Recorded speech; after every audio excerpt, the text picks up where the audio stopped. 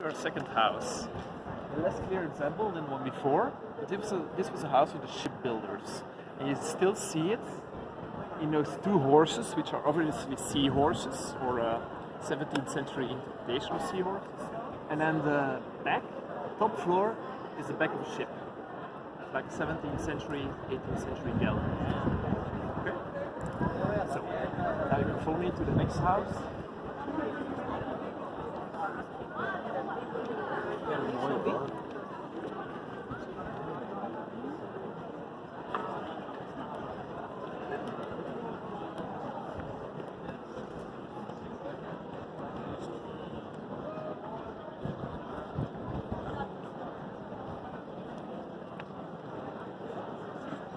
Okay, so welcome to our last example of a guild house that I'm going to show you.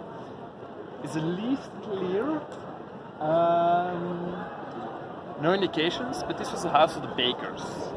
House of the bakers, important guild, and they were very good friends with the King of Spain. The King of Spain, His Holiness of Incest, Charles V of Habsburg, all the way on top. You kind of see him, the bust of Charles V. And next to him you see two of his biggest enemies, kneeled and bounded by the hands. Can you take a guess which were the biggest enemies of Charles V? So to the left you have a Turk with his turban, and to the right you have an Indian with a plum. So, two biggest enemies, two of the biggest enemies of the Spanish king were bound. At the bottom you see four guys, four different medallions. Those were the four good emperors of Rome. So Rome had many bad emperors, but there are four good emperors. A lousy few years where things went without a civil war in Rome. That's Adrian, Trajan, you have to look up the other two.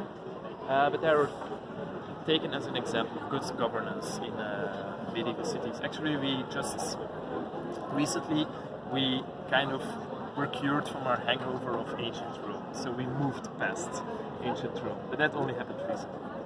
Okay, so come here.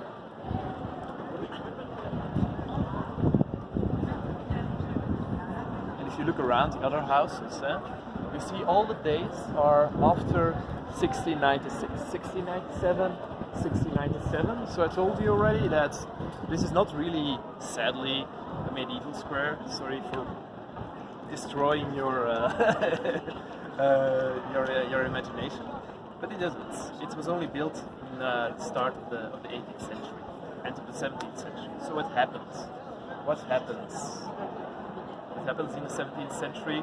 Brussels gets bombed, not by ISIL this time, but by our second biggest enemies, the French. The French came back from a war with the Dutch to the north, came by Brussels. Brussels was Spanish at the time. They didn't like the Spanish either, of course. So what did they do? They put their cannons on a hill in Molenbeek, pointed at the spire, the cathedral of the townhouse, and bombed the city into oblivion.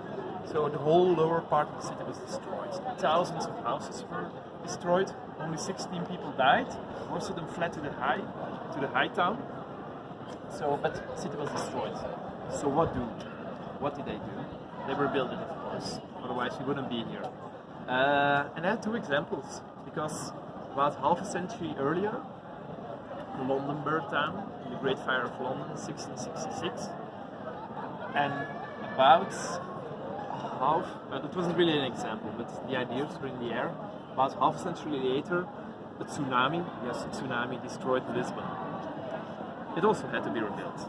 Philosophy in London was, Napoleon said, Great Britain is a country of shopkeepers. So every shopkeeper had his own plot of land, and he didn't want to stuck to his plot of land, and he wanted to rebuild his own little house. And it was the same here. So, what did they do? Each and every guild rebuilt the houses of his own, with one little exception. Otherwise you have to turn this way, but there's like a plastic cover.